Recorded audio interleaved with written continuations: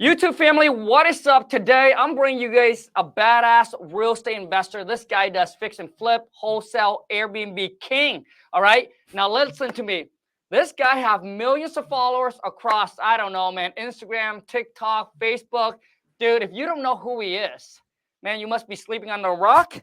But in case you don't know who he is, I'm going to bring him on and I'm going to have him share with you guys, man, shed some lights, drop some bomb, and help you become the next millionaire. Because, dude, Preston, how old are you, bro?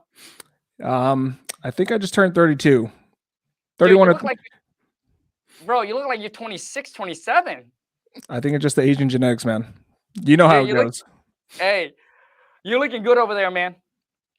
Appreciate it, bro. Preston, yeah, dude, absolutely. Dude, you guys, I've been trying it so hard to get Preston to come on, man, because, dude, this guy drops so much bomb. If you haven't followed him on all his social media, definitely do so. I promise you, it's not going to be a waste of time. He's not going to be like another guy that you follow on Instagram or TikTok or Facebook. So, Preston, man, for those that don't know your stories, like how do you grow up, man? And then what did you do prior? What was your J.O. to B? And then how did you get into real estate? Yeah, so my parents immigrated from South Korea, 30 plus years ago. They came to the States. They started their restaurant businesses, not because they wanted to, but just out of necessity, right? They just had to grind, work 12 to 14-hour days to, support my family, me and my brothers. Now, we weren't necessarily poor. We were always, lower to middle class growing up. So we had, most of what we had, but, they were never really present when I was younger for me and my brothers, right? So, I would see them, just struggle, grind, throughout the years. And so like my goal ultimately was to go to college, get a job. And that was like, in my mind, that was the American dream, right?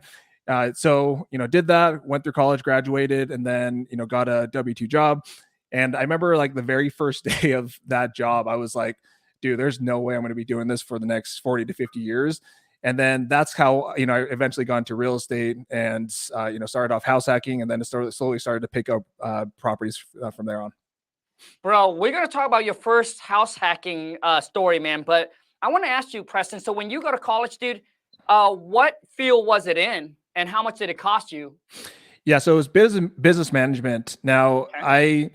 I didn't know what I wanted to do. I tried to do all these different majors. I tried to go through the physical therapy route. I could not do that. I tried to, dabbled a little bit in the doctor route, like all Asian parents want you to be a doctor or a lawyer. And I just realized like I wasn't smart enough to do any of those things, and nor did I have the passion. So I just, kind of landed on a very generic business management degree. And then from there, got a sales job just because was paying the most at the time. And that's kind of how it came to be. Gotcha, man. Hey, Preston, I want to talk about the whole passion, bro. So when you were starting out, because I think a lot of people get confused on the whole thing. When you were starting out, right? And obviously you're trying to support your own lifestyle, man. Were you seeking for passion, or you were seeking for whatever you can do ethically, right? Just to make that money, man. Yeah, I think that's what it was, right? Because, that first day W-2 job, I was like, even though it was, eventually like, 2 years into that job, I was making pretty good money. But I knew that I was going to use that income to go and find a vehicle to get out of that rat race. And so for me, that was real estate. My cousin was investing in real estate at the time. He was trying to, get me into it, but I just never really understood and fully grasped the concept of going to thousands of dollars in debt and being brainwashed my entire life. Us, being told that debt is bad, avoid it like the plague. And so he kept being persistent, told me all the benefits. One night I remember he just sat down, wrote it all on a notepad and was like, dude, this is the reason why real estate's so powerful. And then it slowly started to make sense to me. And that's when I got really obsessed about, wanting to use real estate to be that ultimate vehicle to get me to financial freedom. Gotcha, dude. Now, Preston, were you obsessed with becoming financially free, not working for somebody else, or were you passionate and about real estate? And hey, hold on a second. And the reason I asked that question, Preston, because throughout my life, dude, it wasn't about following my passion. It was, dude, the reason we got into real estate, dude, it could have been Amazon drop shipping for what I care, right? But for us, it's like, we like, hey, real estate created the most millionaire. So we're like, hey, maybe that's the path we should go in. And because I know I have the work ethic and I can commit and just grind, and that's the path that we choose. It wasn't a passion. Yeah, I think yeah, for sure. Like I didn't care what the vehicle was. I just knew that real estate was, proven. It's been around for decades and decades or, hundreds of years, right? And so I just knew that if I could figure out how to make it work within real estate, that I could eventually lead to financial freedom. I mean, I don't I don't care about any of my properties, right? Like they're just a vehicle to get me to financial freedom. It doesn't matter what that vehicle was. I just wanted something that I knew was proven and something that I could, grasp my head around. Dude, I love that because the reason I want to point that out, bro, is because too many people use the excuse of, you know what?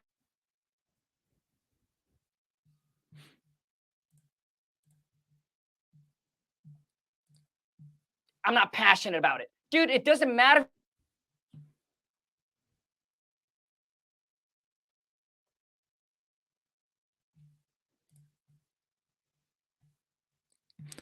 Yo, Kong. I'm sorry. I think you're frozen on my end. Can you hear me?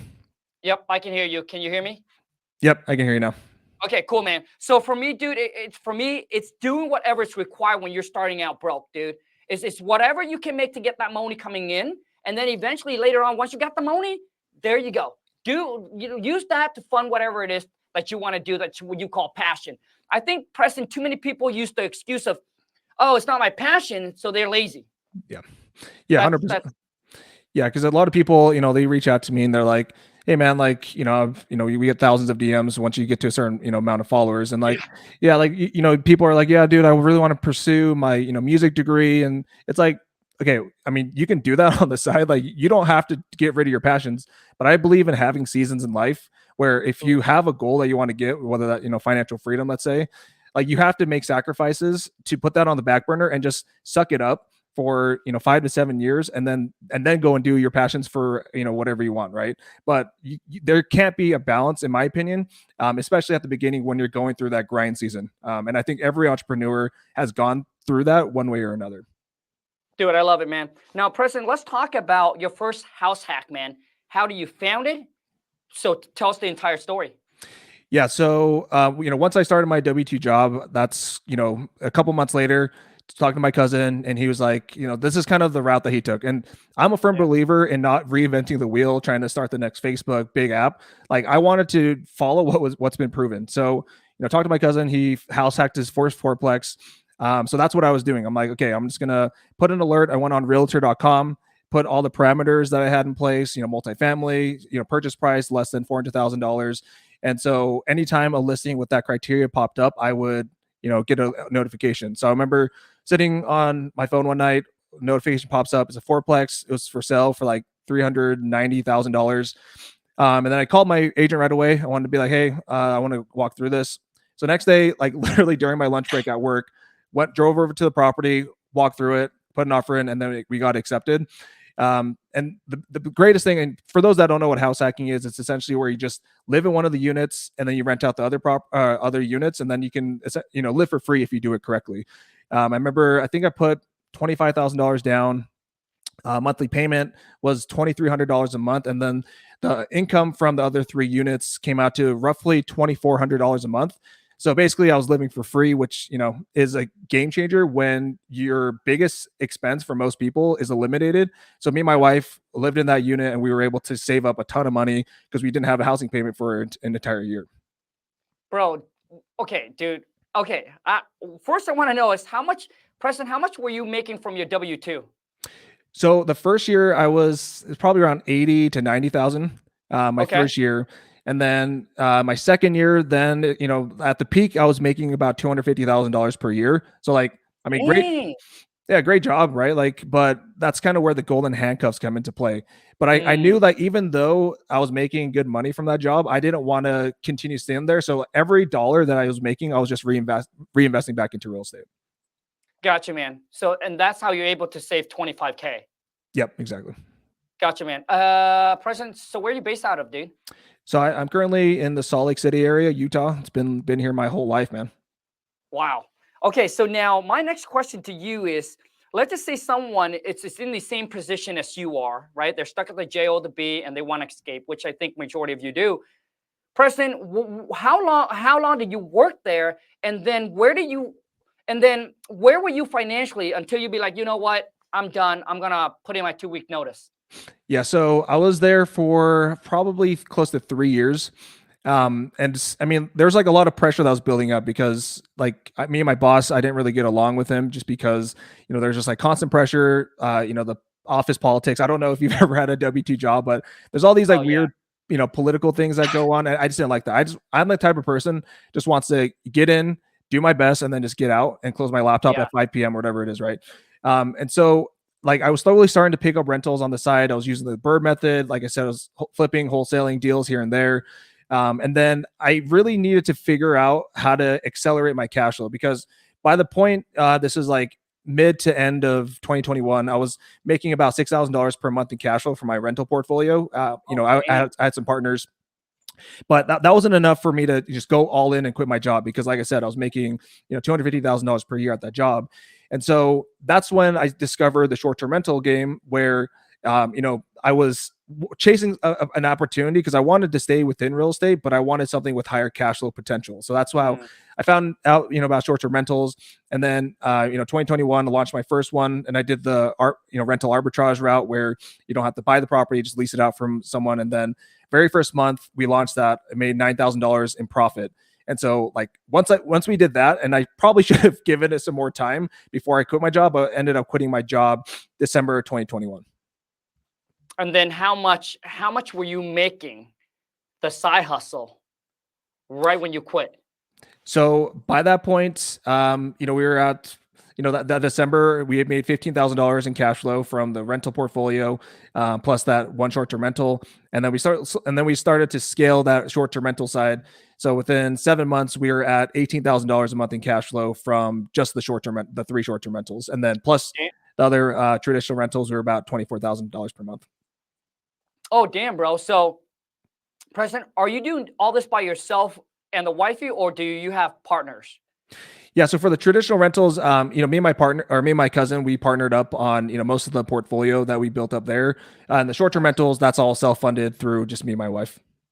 Got it, dude. Okay, so now let's talk about short-term rentals, dude. If someone is watching this, Preston, if you have to give them the blueprint to getting their first one, please walk me through step by step if you can.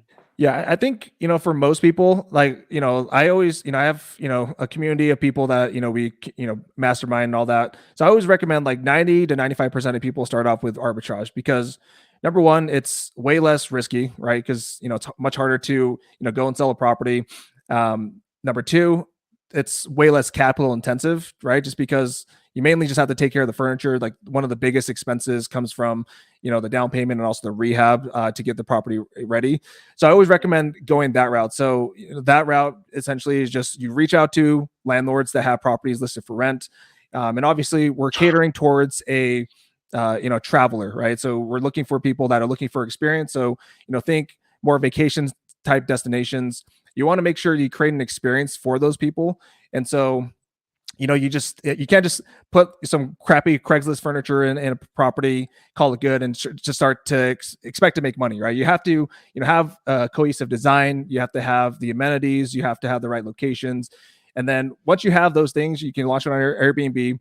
For the arbitrage route, your income, so that whatever your guests pay, you minus the rent plus other expenses is going to be your cash flow. And so that was the route that I took for my very first property and was, very successful at that.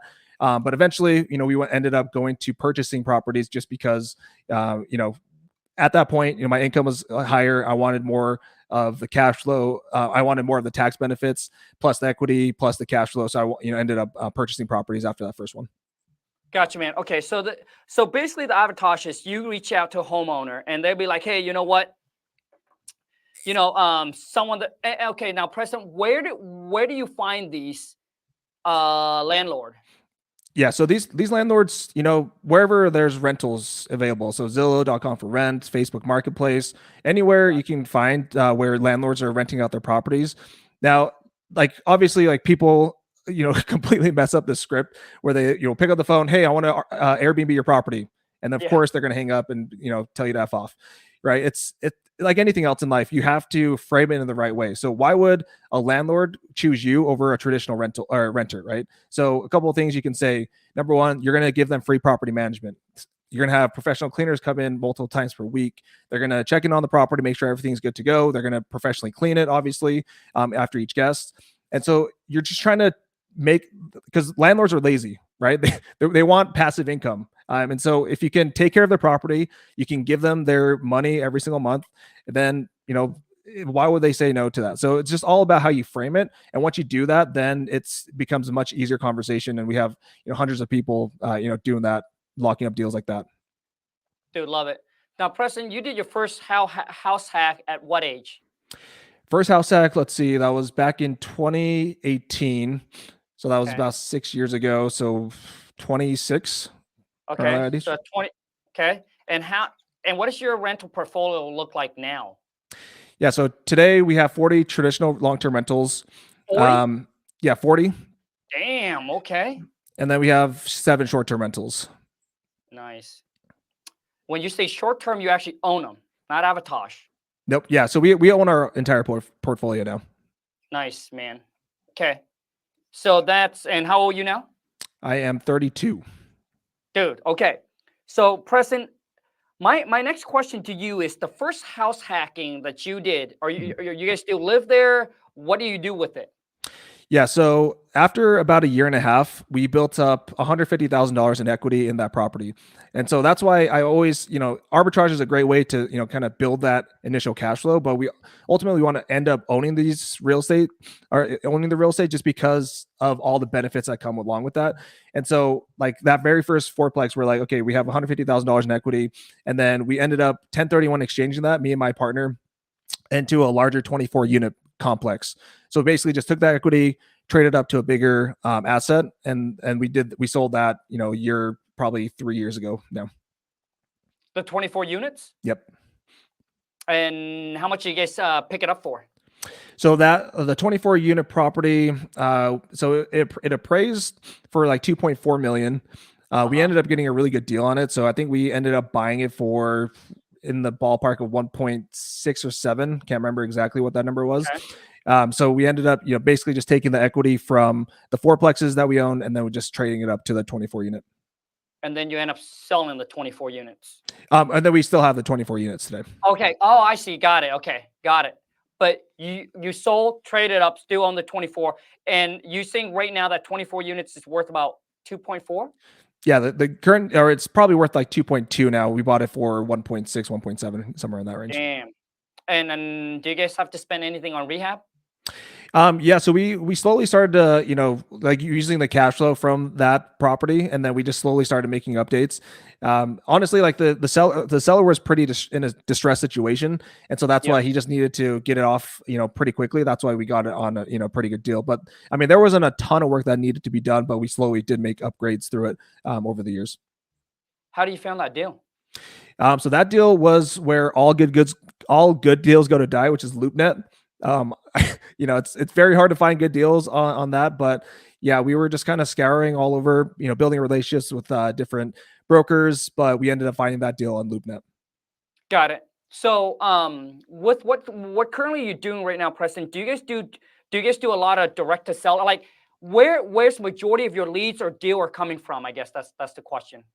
Yeah, so I mostly they were coming from wholesalers. I've kind of pulled back a little bit on picking up the rentals just because, or like the traditional rentals, just because we've kind of pivoted to the short term. So the short term rentals, that's mainly kind of going through, developing relationships with real estate agents, because for the long term rentals, I was only focused in Utah.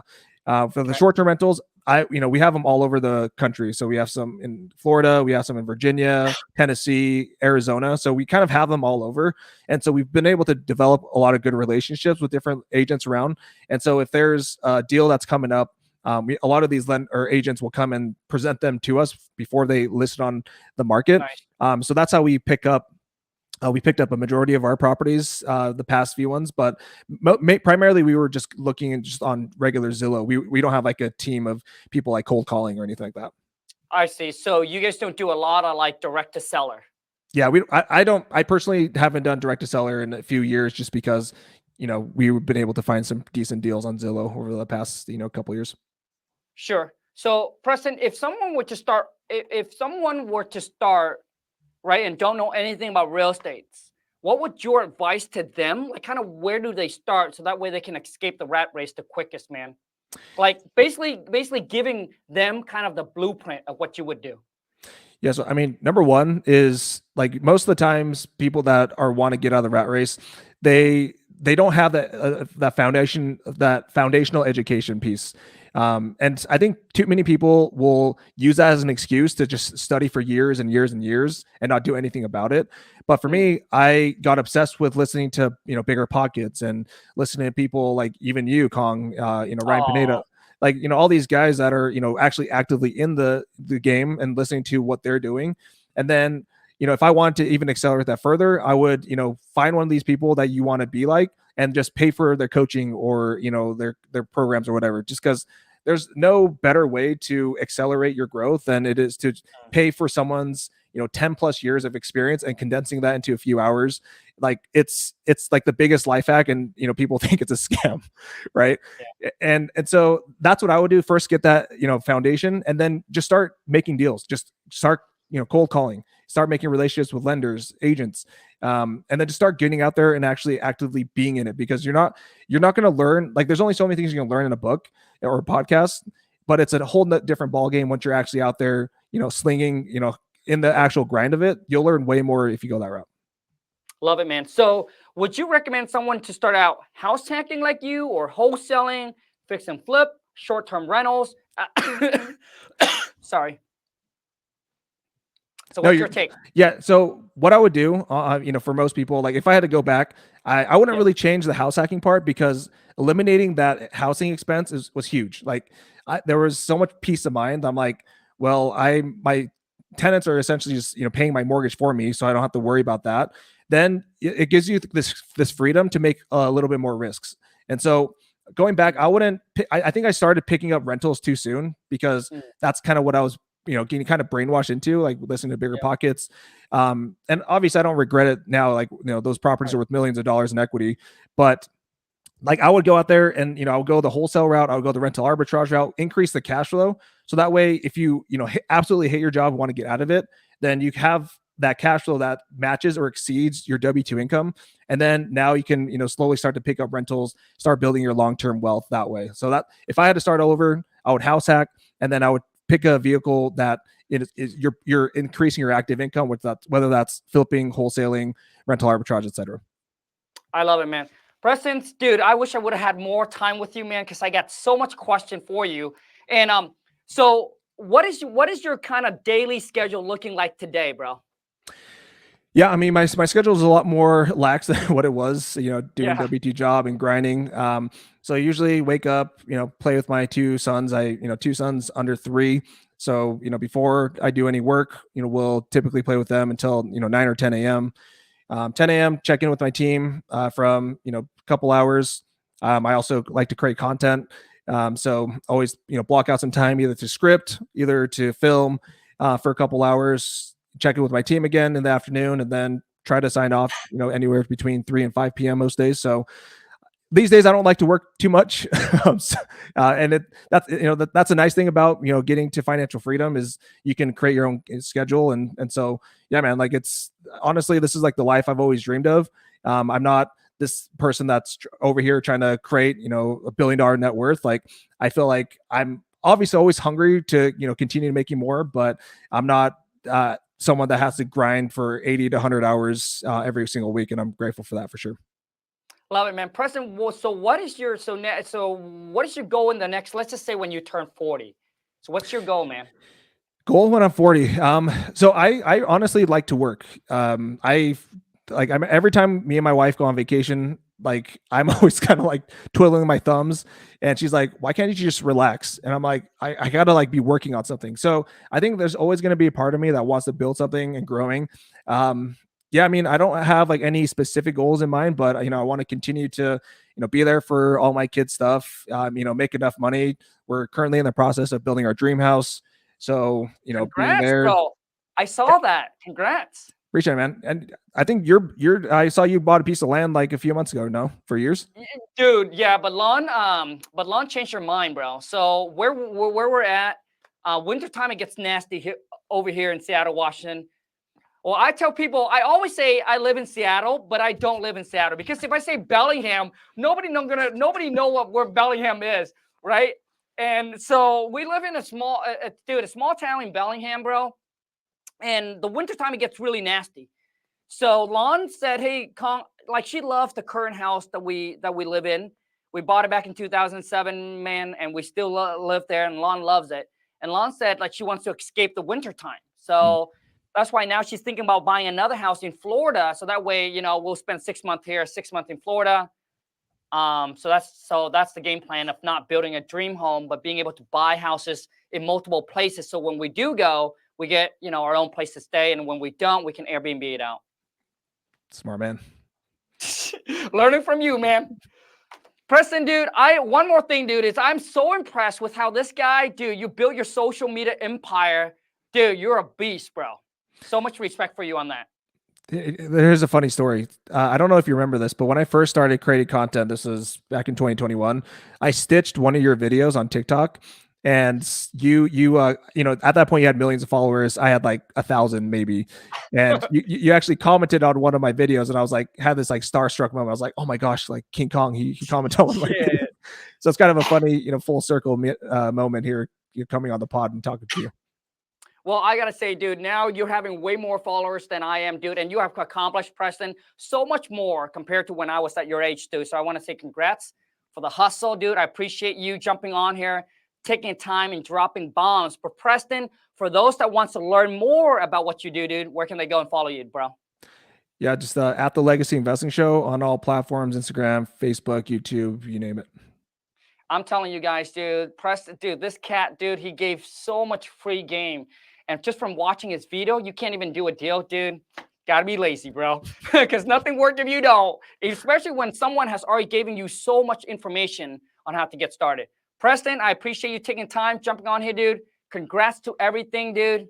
And then once again, dude, thank you for your time, bro. Appreciate it, man. Take care, dude. See you. Bye. All right, YouTube family, if you enjoy this, be sure to boom, smash that thumbs up. And if you're new to the family, be sure to boom, smash that subscribe button. That's all the time we got. I appreciate each and every single one of you. Until next time, take care, and let's go get this money.